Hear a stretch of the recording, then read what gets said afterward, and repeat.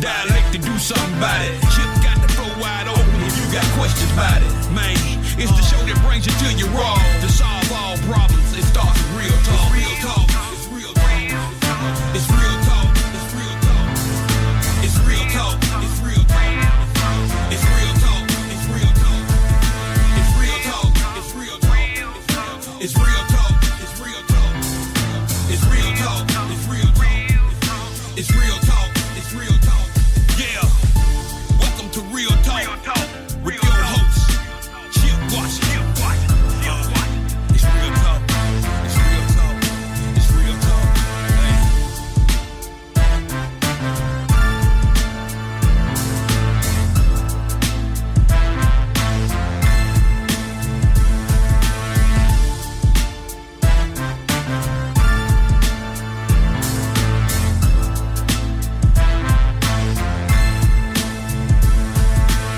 And here we go on this Monday evening in the city. It is the 9th day of March, 2026.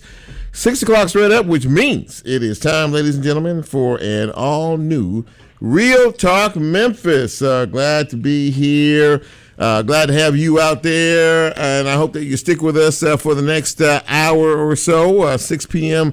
Central Standard Time. I am your host, Chip Washington. I'm the program host. Glad to be with you. Glad to make your acquaintance, and glad to have a chance to chop it up with you for the next 60 minutes. I think we have a great show for you this evening, and a lot of good guests, a lot of good conversation as well. And, of course, glad to have you out there as well. Now, for those of you who want to know how to get this fine piece of radio broadcasting, it's not that difficult. You can do it a number of ways. We are live right now on 91.7 FM locally. That would be WYXR. You can find us there. You can also go to the website, WYXR, the app, and you can find the show or listen live to it there as well. We are also available on the TuneIn app. We are live streaming the show on Facebook Live this evening, so you can catch us that way if you choose to want to see the show. And a little bit later on this week, next couple of days, when the show posts, you can we're on YouTube.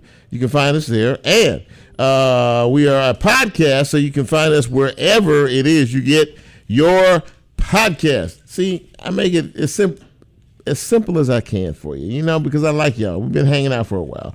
So there you go, in terms of how you get this fine piece of radio broadcasting. In reference to all of that, let's talk a little bit about that guest list tonight, shall we? I happen to think very highly of women, and of this month is dedicated to women, as it is Women's History Month. And I wanted to have somebody on the show tonight who I'm very fond of and who symbolizes what is good, right, and more importantly, what a successful woman looks like. She will be joining me in just a few minutes. Her name is Beverly Robertson. And boy, has she done some big stuff in this town. We will lay all of that out for you in just a few moments. A little bit later on in the broadcast, we will be speaking with Dr. Eric Harris. Who is that?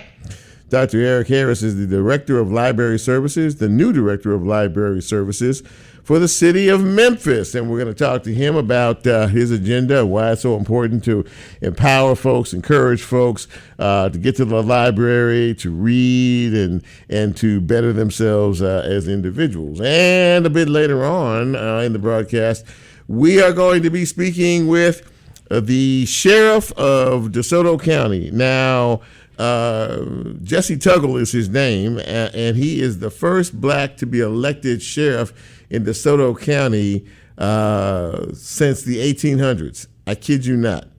He is an absolute trailblazer, and I look forward to having a conversation with him. He's had an illustrious career as a law enforcement professional, but now he is the sheriff out there in DeSoto County, and I really want to learn a little bit about him, his past, and what brought him to the position that he is in today. So there you go. Pretty good cast and crew in here in terms of guests tonight. So we hope you stick around for that. Now, this is the part of the program where I like to shout you out. I like to let people know who you are. And, of course, today is your special day.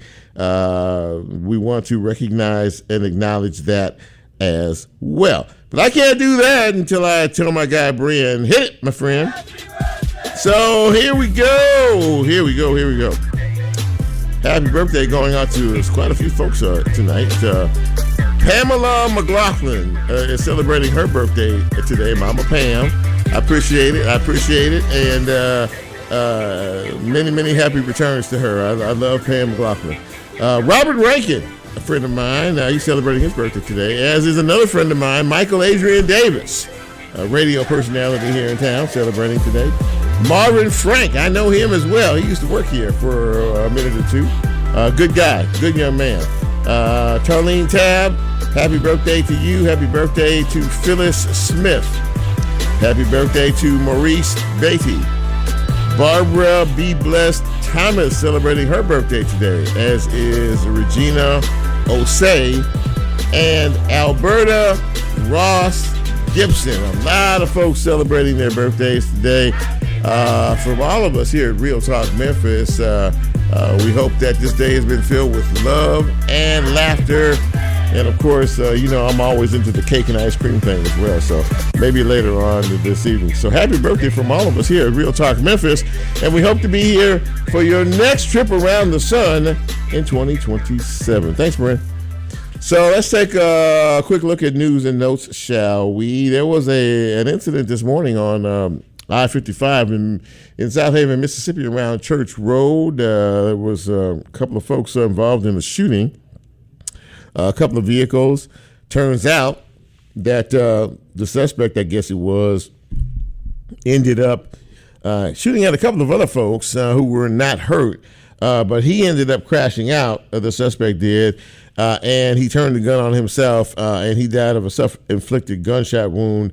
Interstate 55 was a mess for hours and hours this morning, but everything is cleared up now.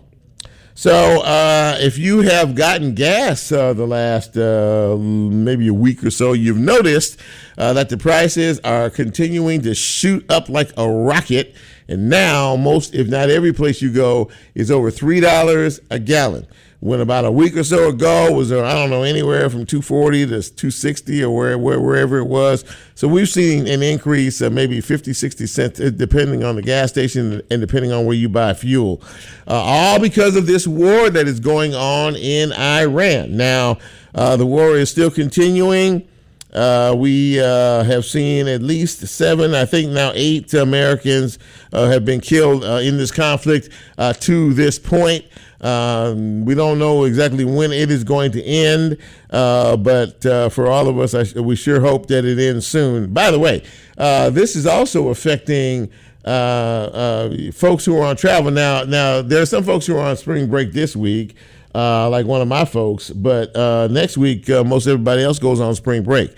Think about the price of things. Think about the lines at the airport, because right now, the TSA folks are kind of on strike because of a partial shutdown. They're not getting paid. And people are standing in line at airports 2 and 3 hours. So if you plan on going anywhere next week and it requires air travel, you might want to get there, or heck, why don't you just spend the night? Because it sounds like the lines are going to be just that long and very inconvenient for everybody concerned. So we will keep an eye on that. And, of course, as long as this war goes on and oil is involved, fuel will be an issue as well. So we'll keep an eye on that also. The Memphis and Shelby County School Board has proposed a new plan. We've been talking about it for a while now. The state is looking to put together a takeover plan. They want to take over the operation of the Memphis and Shelby County School District. They want to put a board in place. That will be an appointed board, and that board will be the governing body, not the elected folks on the board now, but a new board of individuals that will be appointed by folks up in Nashville to control what happens with our school board. Well, the local school board came up with their own plan last week. which would be a plan that they would implement a board not of governors that would take over them, but that would work with them.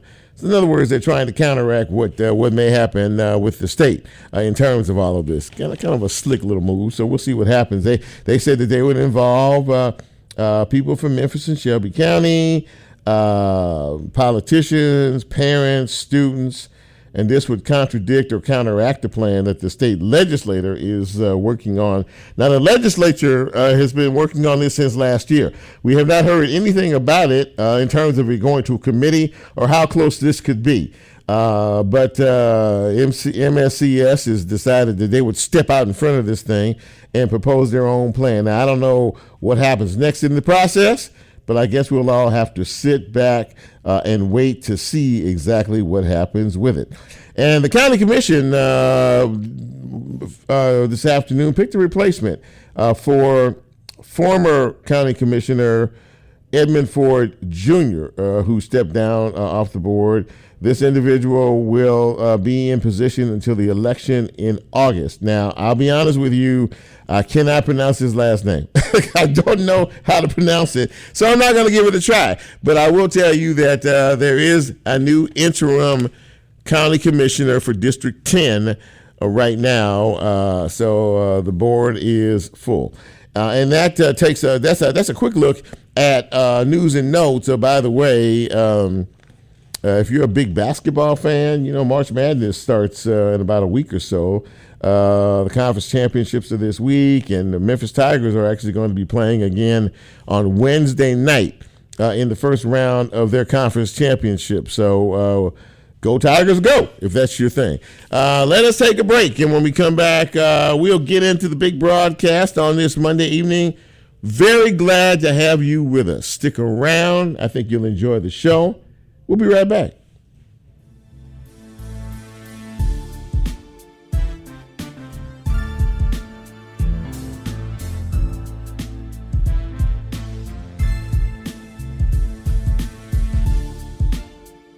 If you like Real Talk, here's a way you can get involved. Do you have a show topic idea or suggestion? Want to be considered a guest or have a guest idea? Then send Chip a message on his Real Talk show page and you can be a part of the Real Talk experience. So as he always says, go out and tell somebody. We'll be right back.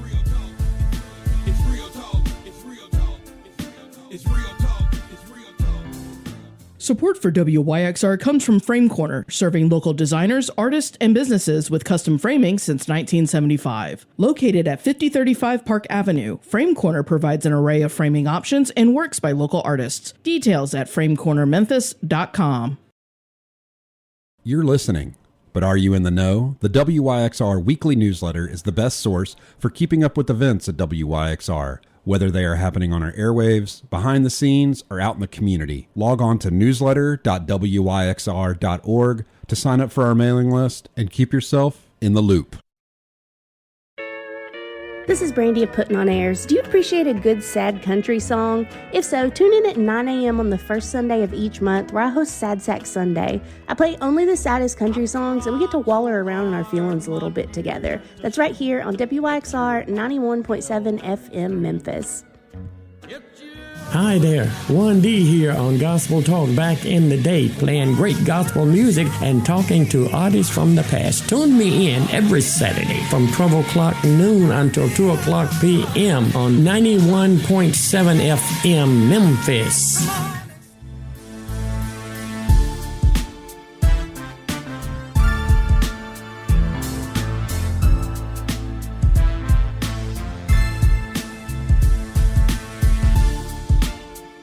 Get Real Talk on the TuneIn mobile app under WYXR, and he's now streaming live on Facebook. And you can also catch a rebroadcast on YouTube. Just put WYXR in the search box and hit subscribe.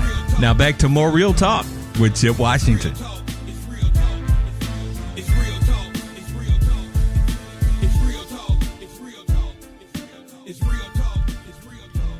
And welcome back to Real Talk Memphis on this Monday evening. Chip with you. Glad to have you with us. And as I said at the top of the broadcast, This is Women's History Month, and I have known some amazing women in my life, and I wanted to recognize one of them this evening.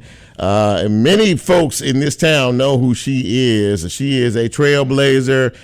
She is an amazing businesswoman. She is a mentor. She is a leader and has done all of that. And I wanted to spend some time talking with her this evening. While, my mother, my dear departed mama, used to tell me, give me my flowers while I'm still here to be able to smell them and enjoy them. So I'm following that rank. And please welcome to the show, Beverly Robertson. And Beverly, it is great to see you, my friend. How are you?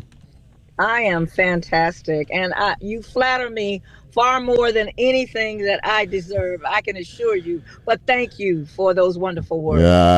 She's very, very modest and so sweet. But let me just since I'm on that theme, let me just break down a couple of things. Many people know you as really one of the catalysts behind what is a very successful National Civil Rights Museum. You were there from 1997 to 2014, and you were a big time leader there. And I think during your tenure, didn't you raise over $40 million to renovate and transform that museum while you were there? Don't be modest. Now I got notes here.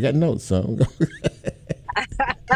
Yes, I think you're absolutely right. I raised about $43 million to make sure that this wonderful, iconic, historic site remains a site where we can educate and promote education for our young people who don't get this history anywhere else. And most of us have forgotten our own history when you really think about it. And I tell people all the time, it's not just Black history. This is American history that every American needs to know and understand. Absolutely. And you were the president of the National Civil Rights Museum during that time. Are you proud of where things are today? Because it seems like it has really become a showplace for so many people and really a major source of pride for the city of Memphis.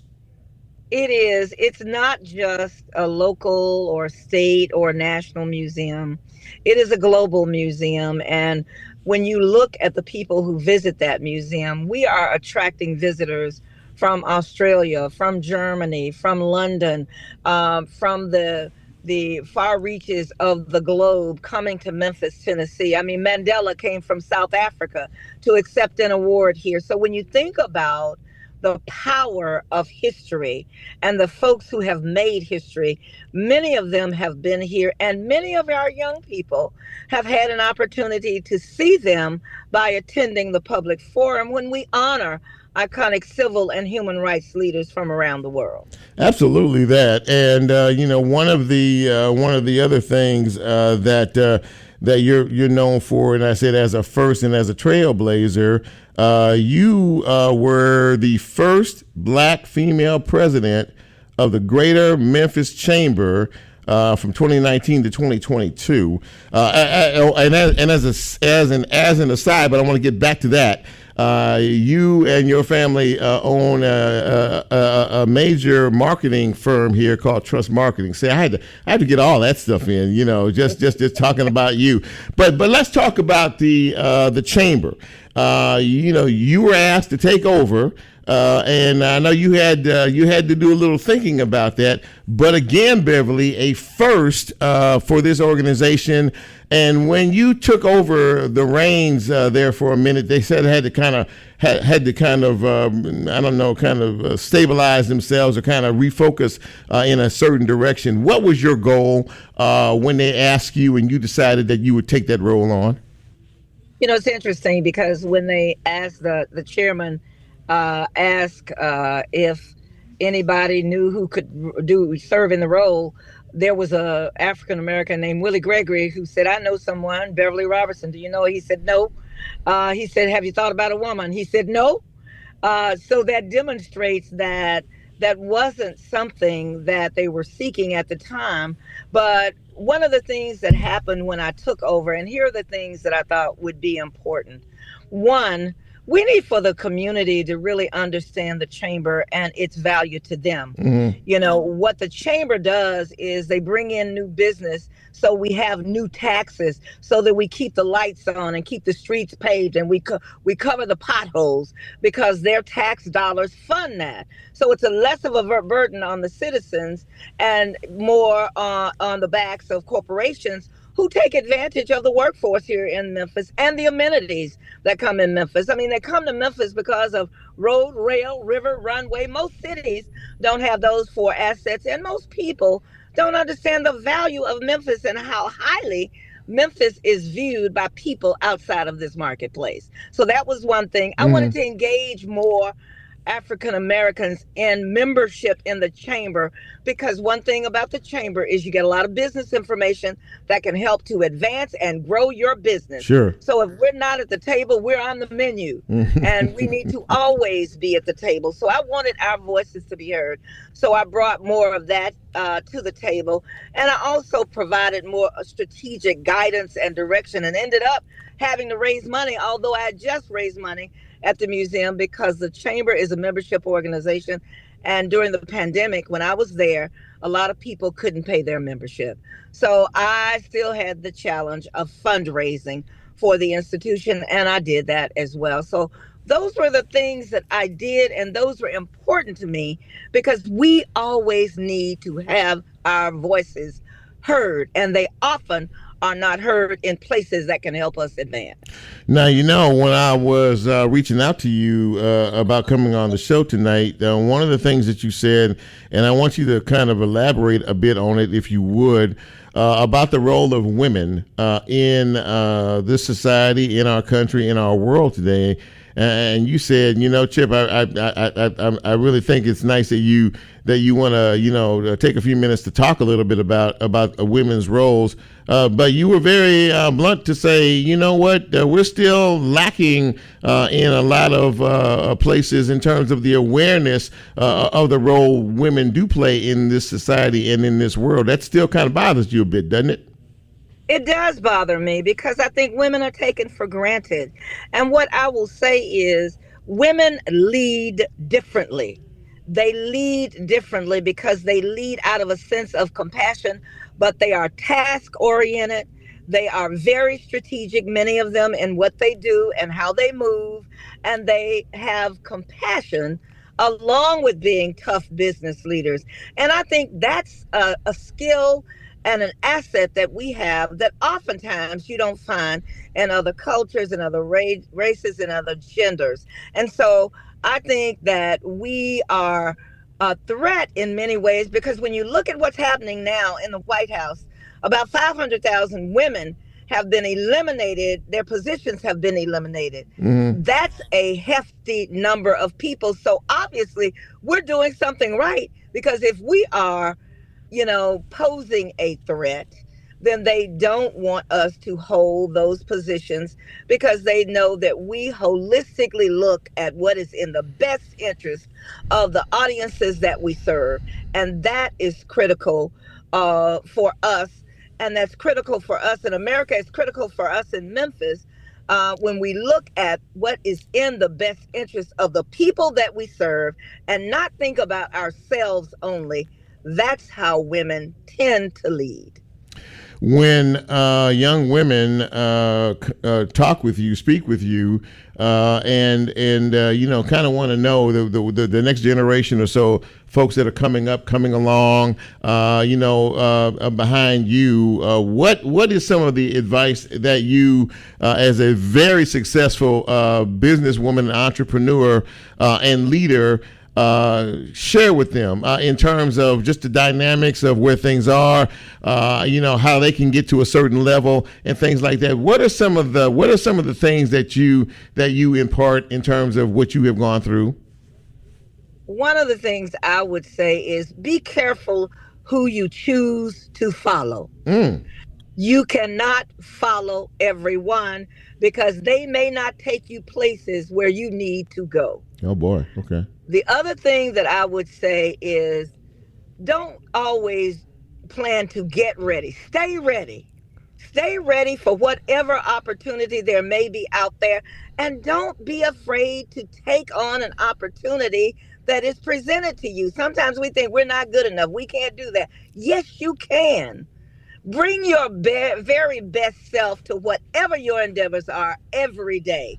Bring your best self to the table. I know if you don't feel like it, that's fine. But bring your best self, whether you feel like it or not, because it makes a difference. And the last thing that I would say is promise what you can deliver and over-deliver what you promise. Promise what you can deliver and over-deliver what you promise, because leadership, your word, those two things matter. Before I let you go, I want to ask you just your thought process on, we have a big election year. It's a huge election year here in Shelby County here in our city.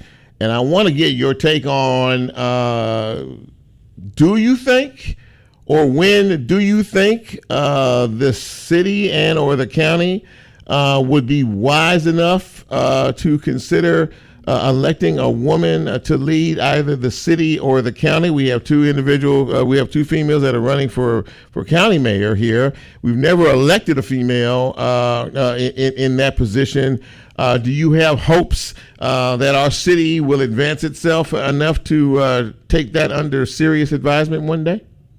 Chip, between your ears and God's, I believe that it is time. It's past time, not it's time. It's past time for a woman to be elected in Memphis. And I think that with all these 10 and 15 people vying for election, I would dare say that would not be the case if a woman ran. I think women would probably get together, make some decisions about who the best two candidates might be, and that would be who would run for office. And I would hope and pray that we are at the point where we would be willing to respect the intellectual capacity of women enough to be able to elect them to office. They will make a tremendous difference. I'm certain of that. Well, listen, I just, I love you. I've admired you for so long.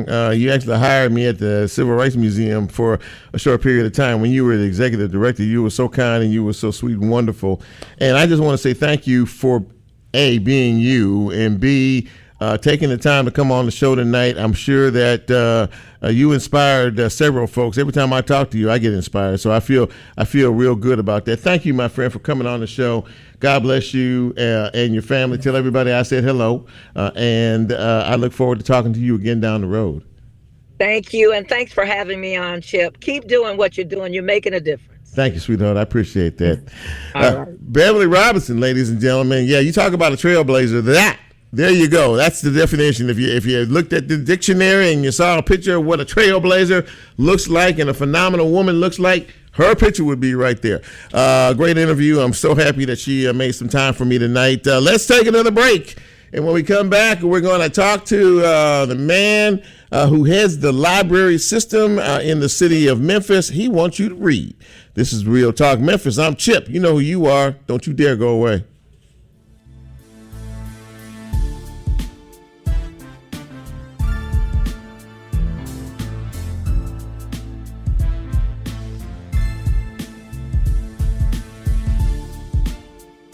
If you like Real Talk, here's a way you can get involved. Do you have a show topic idea or suggestion? Want to be considered a guest or have a guest idea? Then send Chip a message on his Real Talk show page and you can be a part of the Real Talk experience. So as he always says, go out and tell somebody. We'll be right back.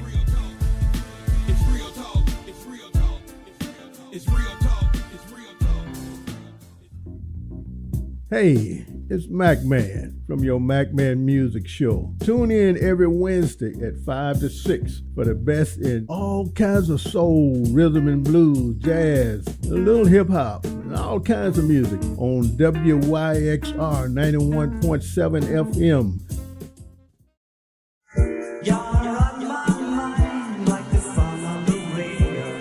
Hey, this is Robbie. Join me and my buddy Winston every Wednesday from 2 to 4 p.m. for Song on the Radio. We play some stuff you're familiar with, some stuff you'd never heard, and some weird stuff. Hi, my name's Noah, and I'm the host of a show called Between Your Ear and the Other Ear, which airs every Saturday at 7 p.m., a program dedicated to everything recorded to tape. So tune in this Saturday for a special mixtape made just for you. Hey guys, you're listening to 4 Fives. This is DJ Grand Piano, where I play all the soulful tunes from the 70s, 80s, and 90s. Tune in each Sunday from 5 to 6 p.m. And remember, if the 4 don't get you, the 5 will.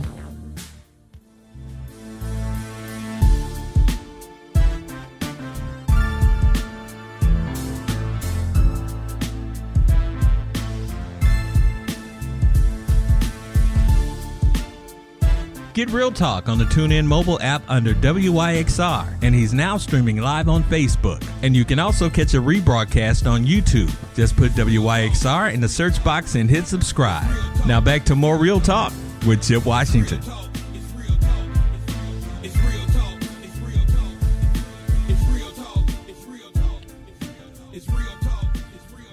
And welcome back to Real Talk Memphis on this Monday evening in the city. A beautiful night. Chip with you. Glad that you are with us, and glad that my next guest is with us. He is a longtime educator here in the city, in Shelby County, and recently was appointed to head our library system. He is the new Director of Library Services for the city of Memphis. He is Dr. Eric Harris, and he joins me on the show right now. Dr. Harris, can I call you Eric, or do you want me to call? I'm always respectful of titles, so you tell me. Oh, no, man, Eric is fine. Well, listen, Eric, fine. Absolutely. Well, listen, thank you so much for taking the time and coming on the show tonight. I really appreciate it. Thank you so much. Thank you for having me. So listen, congratulations on your role here. This is a pretty big deal. We always talk about how important reading is and how fundamentally important it is. Now, as you take over the library system, kind of break that down for us and tell me like how many libraries there are in the city and you know that you're over and kind of now that you're in the position, what are you looking to do once you get your feet wet in all of this? But first and foremost, how many libraries are there in the city?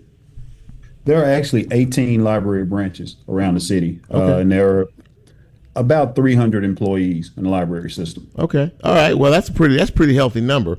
And of course, I read a little bit about you, and obviously, reading is so extraordinarily important, and it empowers us and it emboldens us and gives us the opportunity to reach far beyond our capacity. And looking at this position as the head man over library services, what is your desire? What are you looking at in terms of this position? Where do you see your role in it in helping to improve our library system? Thank you. I really appreciate that question, and let me tell you why. Because it's most people, and I've gotten this from a lot of my family, who've been congratulating me and seeing. But once they have been looking at social media and paying more attention to the library, they're learning that it's about a whole lot more than just a quiet place to study or to go look up some resources. Libraries are community hubs. We have a lot of meeting rooms where pretty much any organization or community group that you can think about has those meetings. We have a lot of programs which are geared toward a lot of interest toward anybody from age 0 all the way up to the seniors. For example, knitting classes, crochet classes, robotics, computers, art, you name it, we have it at the library.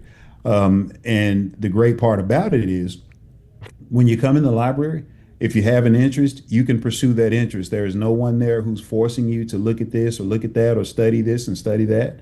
We have that resource, and we also have a person who's right there to help you, to help guide you toward whatever that path is that you're looking for. You know, and the one thing that you said there, about the options available to individuals that walk in a library, a lot of people may not think about that. But what you just said, and it sounds to me as if that's going to be one of the primary focuses for you.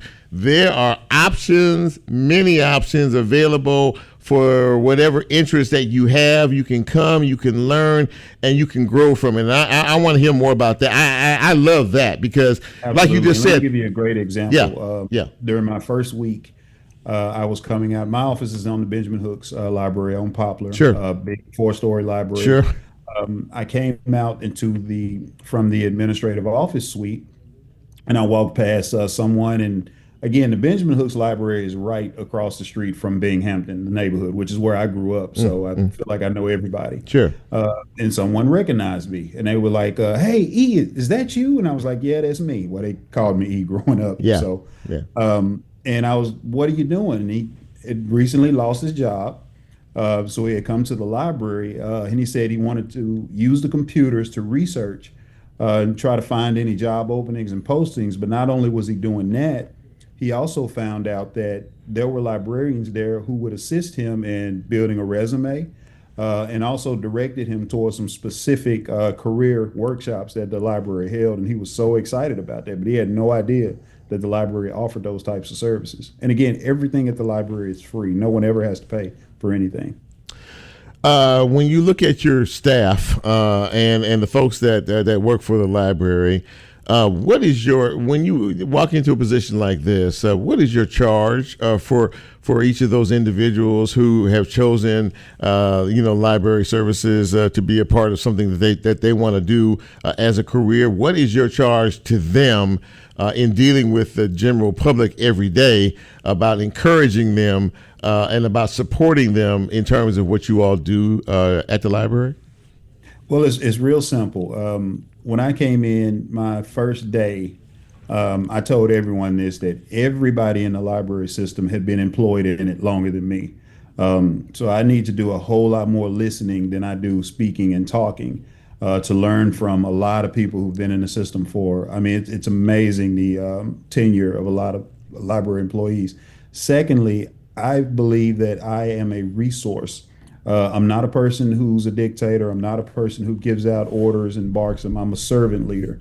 I believe that if people have what it is they feel they need to do the job, and they also feel as though they're valued and that you need them there, it tends to put a pep in their step. And I've seen so many since I've been there. It's amazing the passion that people in the library system have, from the ones who are actually facing the public in the library. We have a huge delivery and distribution, which is kind of like a warehouse because we pick up and deliver to libraries, every library at least twice a day. So that's a big, huge operation and logistics down in our warehouse. So it doesn't matter what you do.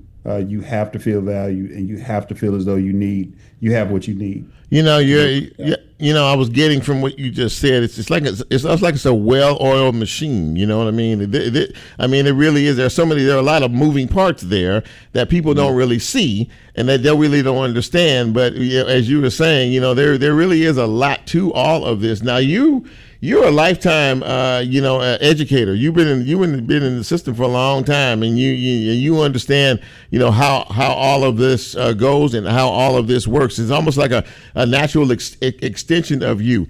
Can you predict, or can you forecast, or can you look down the road, say in a year, or maybe 2 years, maybe 3 years down, if you're still in this position? What do you want to achieve, or maybe more than one thing that you really are looking at as you are starting to get used to, and you're seeing the landscape and you're kind of looking at things from a certain perspective as the head of this? Where do you see the library system, say, in another year or two, maybe 3? I'm so glad you asked that question because that's something I've been pondering and assessing since I've been on the job.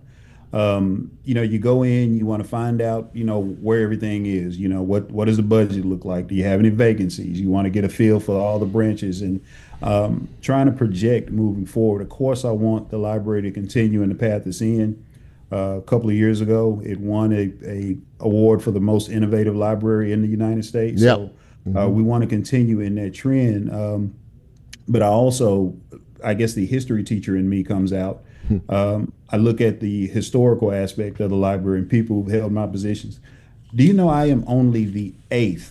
1, 2, 3, 4, 5, 6, 7, 8. I am the 8th library director in the history of Memphis Public Libraries. The first was named in 1893. Oh, wow. And I'm only the 8th, and that string goes all the way back to 1893. There was no gaps. People have had this position for quite a long time. Yeah. And every library director before me, they had these really significant impacts on Memphis, be it, starting the first branches for Blacks, or really going out in the community, building, nice, beautiful branches. And there's lots of other things that were done. So I challenge myself, or I find myself linking, okay, so what is it that I can do so that I am deserving of that title of library director, just like these 7 before me. So that's something I've been pondering on. I think as long as I go to work every day with the mindset that I want to be better than I was yesterday, if I continue to be a resource for everyone that is working in the library system, to keep things moving in the trends that they are, then I don't know, maybe one day we'll look back and say that I was a part of something great. But what specifically that is right now, I cannot say. Well, listen, congratulations to you. This is going to be a wonderful opportunity. I am sure that you will put your mark on this system and keep it as outstanding as it is. Ladies and gentlemen, Dr. Eric Harris, he's the new director of the library services for the city of Memphis, joining us tonight. Thank you, Eve, for coming on the show. Thank you, Eric. I really appreciate you. I really appreciate your time. Congratulations again. And I look forward to big things. And you have an open invitation now. Anytime you have something that you want to, let folks know about it, you got an open invitation to Real Talk Memphis. Thank you. I'll take you up on that. I really appreciate you having me. Absolutely. Thank you for being here. There you go, ladies and gentlemen. Dr. Eric Harris, new director of library services for the city of Memphis. He is going to make his mark. No doubt about that. And, man, can you believe that? Only 7 directors before him, going all the way back to 1800 and something? That's a big deal. Thank him for taking the time to come on the show tonight. Really appreciate that. Let us take one final break. And when we come back, we're going to shift gears and we're going to talk a little law enforcement with a history maker of his own. This is Real Talk Memphis. Yeah, I'm Chip, and you know who you are. Don't go anywhere. We'll be right back.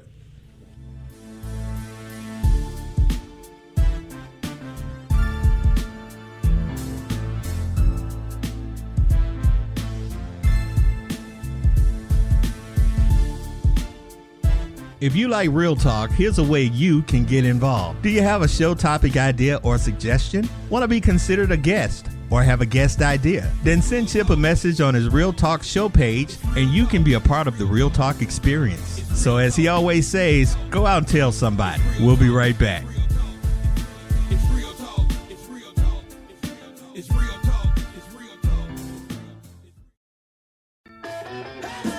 This is Lulu with Cake Effects. Tune in every Saturday morning from 8 to 9 a.m. on WYXR 91.7 FM, where we play everyone who had a birthday that week. This is Brandy putting on airs, and I want to help you through your Sunday morning come down. There's no better time to listen to a little honky tonk than Sunday morning when you're trying to remember your Saturday night. So grab your Bloody Mary and your coffee and tune into WYXR at 9 a.m. Sundays, and let's get your day started right.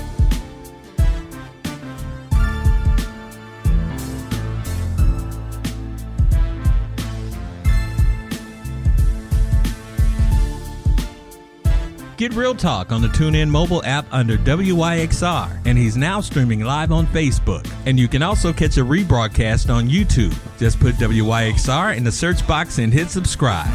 Now back to more Real Talk with Chip Washington.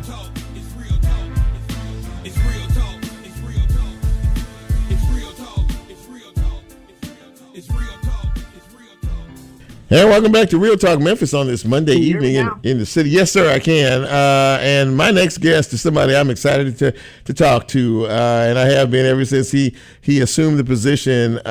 We are so happy and pleased to have DeSoto County Sheriff Jesse Tuggle joining me on the show tonight, and he is the first black elected sheriff, and I'm gonna let you tell us when the last one was, Sheriff Tuggle, if you don't mind.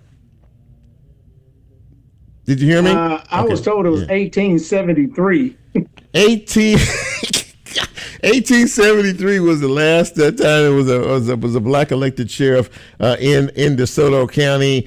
Well, congratulations on that. And given the history of DeSoto County, given the history of Mississippi, this was a big deal. But let me ask you: you have a very distinguished career in law enforcement, military service. I've been doing my homework on you.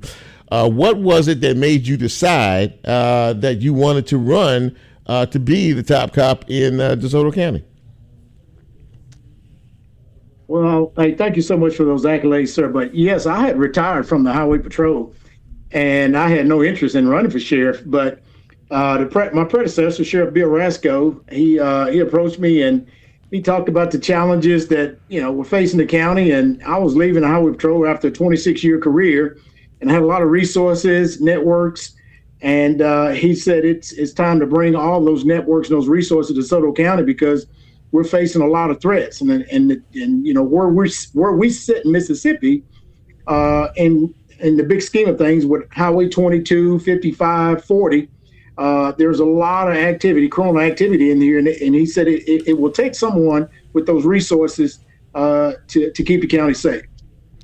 And so you decided to throw your hat in the ring and run for this position. Now, when you made that decision and when you got into the race, what was the attitude like? What was the temperature like out there in terms of you being a part of the race for sheriff? What did you experience there? We had, of course, I'm from here. I'm born and raised in this county. I spent my entire life living here, with the exception of serving this country overseas. Right. I did 2 tours in Japan and finished up with a combat operation in the Middle East. Mm-hmm. So outside of that, I've always been here, but I spent a majority of my law enforcement career working at headquarters in Jackson. I ran the state's training academy. So when I jumped in the race, the temperature was fine because people knew who I was, but also we focused on 3 things, and that in a sense brought everybody together. We focused on experience, which I had. We focused on qualifications, which I had, and we focused on vision, which they haven't heard. They haven't heard it until I talked about it, or where we wanted to take the county. So, and one of the things that we decided to do was this race was going to be about proper nouns instead of adjectives. So we took all the adjectives out of the race, and people focused more on those 3 things I just talked about. Wow. And obviously it got their attention. Now you had some definite goals in mind, and you let folks know that if you were to assume the top position, not only folks that are working for you, with you, and for you, but citizens had to understand your particular way of law enforcement and what you expected from folks in DeSoto County. Share a little bit about that. Well, so I'm a very structured individual, and that's one of the things we did. We built a strong team. We had a team, but we enhanced the capabilities of the team. And the majority of those guys on the team are former students of mine. They've actually gone through the academy, so they knew, what type of leadership was coming to the training academy. So we had a smooth transition as far as what we wanted to achieve, how we wanted to achieve, and the message we wanted the county to know. And that is, we're going to hold people accountable for their actions. And we're doing a very good job of that. They didn't have a problem, letting people know that, you commit a crime in DeSoto County, you're going to be held accountable. And that was the message. It won't be you're going to get arrested and you'll be out the next day. No, you're going to stay here for at least a little while. And once that message was out, people got it and they said, hey, you can come to DeSoto County, shop here, visit here, come and, if you got relatives here, it's fine. But don't come here with anything other than peaceful means. You mentioned when you and former Sheriff Rasco, who I know him as well, very nice guy. He talked about threats. He said, we have certain threats that are coming here to DeSoto County, and we need somebody to be able to understand that and sort of take that bull by the horn. In reference to it, You mentioned that your prior training, your background, you trained a lot of the officers and everything, so they understood kind of where you stood in terms of that. But in terms of the threats that you were made aware of, was there anything? Where are you in this process now in terms of that? How do you feel about the day to day? And forgive me for asking, but how long have you been in office now? Sir, 2 years and 3 months. 2 years and 3 months. Okay, so you've had a bit of time, and they've had a time to get used to you, and you've had a time to sort of do things the way you want them to be done. Are you feeling satisfied? Are you feeling good about where things are in terms of the county overall? In terms of law enforcement, are there still some things that you're working on? Where do things stand with you today? Sir, things are doing very well. One of the most successful programs we've had is our mentorship program. And when I talk about the threats were, we're constantly pulling our youth out of the river. And Sheriff Rasco identified that. So he said, Thomas, we got to come up with a way to rescue these guys. Well, my approach was, Sheriff, I'm not going to pull them out of the river. We're going to go upstream and find out where they're falling in. And that's going to stop us from pulling people out of the river. So we put fences, I guess you can say protective barriers around the entrance to the river, i.e. we identified those kids that were coming from high-risk families, and we put male role models around them. We talked to them about patriotism. We talked to them about respecting their female classmates. So what we have in DeSoto County now is we have 3rd, 4th, 5th, and 6th graders that are opening doors for their female classmates, and they enjoy it.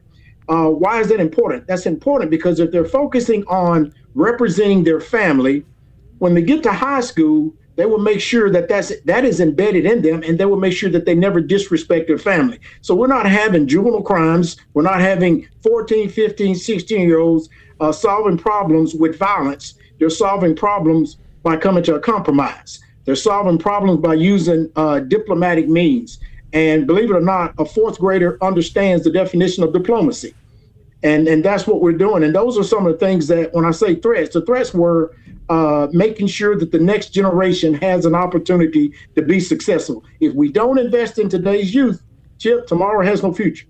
You know, I was reading about you, and you are very, very big on mentoring. I mean, I see you're in schools all the time. You're talking to these young folks all the time, and you're teaching them the basic fundamentals of how one should act when one grows up. That, in addition to what they learn at home from their parents, that's a pretty big 1-2 combination there in order to get these young people who are the next generation of leaders and folks in DeSoto County, to get them on the right track. You absolutely, without question, believe that it needs to start early. And you need to make them understand, these young folks understand, that you as an adult care about them and how they're going to grow up in society, correct? That is correct, Chip. The biggest success story we've had is first of all, the most important tool that we have as law enforcement officers is trust. A simple phone call has solved some of the most complex crimes in history. And what we're able to do is I'm still working on moms, but grandmothers are calling me because they know that I'm going to hold those grandkids accountable. Mom is enabling these kids. They're afraid to be hard on them. So grandma is saying, well, hey, we're going to call the sheriff. He's going to sting them a little bit, but he's not going to ruin them. And my job is, we want youth to enjoy the youth, but we don't want them to destroy the future. And that's why those grandmothers are calling me, because they trust me. They trust me to hold them accountable, but still give them an opportunity, a pathway down the road to be successful. And that is the biggest thing. That I've been in front of almost 15,000 of our school kids, delivering patriotic messages, delivering messages about respect one another, messages about, how you carry yourself, but most importantly, represent the brand. And that brand is your family name. And these kids are buying into it. Man, I got to tell you, that is how you get it done. One last question for you. You know, we have a little thing up here called the Memphis Safe Task Force, and you put out a message rather early about individuals who might try to get around certain aspects of law enforcement, but you let folks know pretty early that any thought you might have of coming across the border down 55, you might want to think twice about that, correct? Oh, yes, sir. There was going to be a roadblock there. And it's not so much coming from us.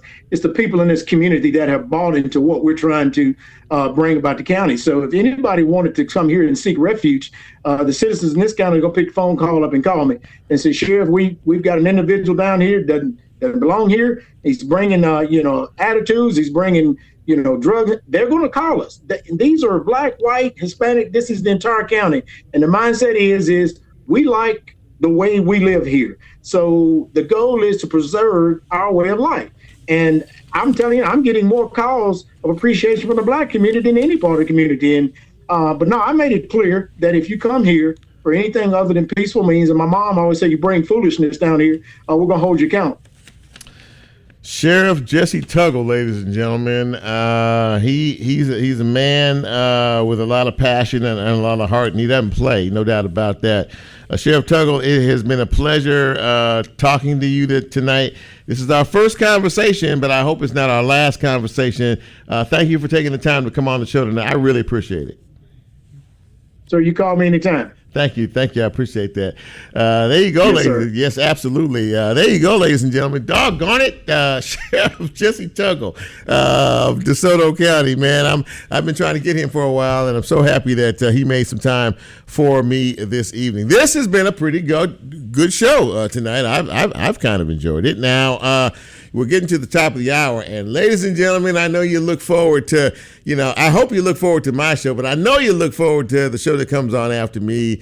Brent Butler, ladies and gentlemen. I'm just glad he lets me sit in the studio with him. He is the host of Event Horizon, which comes up right after me. And Brent, you're starting to amass a bit of an audience out there, and I'm very proud of you doing your thing now for a while. And you seem to really enjoy your show, don't you? It's always good to enjoy your show, but you seem to really enjoy your show, don't you? Yeah, and thanks for those words. I try to. Excuse me. I think most of our DJs here, all of our DJs are music lovers, and I get the opportunity to talk a little bit about music, hear myself talk, which is probably part of what you're hearing, picking up on a little bit of that confidence, maybe. Yes, sir. Yes, sir. Yeah, I'm always happy to be here.